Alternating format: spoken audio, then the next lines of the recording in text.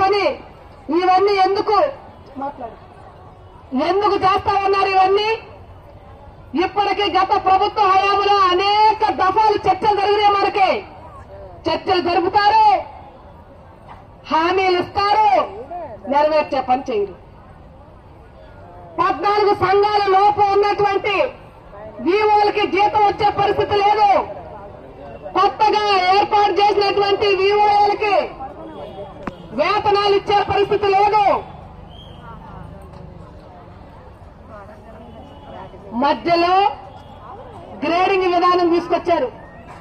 ఈ ఇచ్చే 80,000 రూపాయలంట మనకి ఎక్కడ దాచుకోవాలో తెలియట్లేదంట. ఈ 80,000 రూపాయలు మనం ఖర్చు చేయలేమేమోనని ఈ 80,000ని తగ్గించడం కోసమని గ్రేడింగ్ పెట్టారు.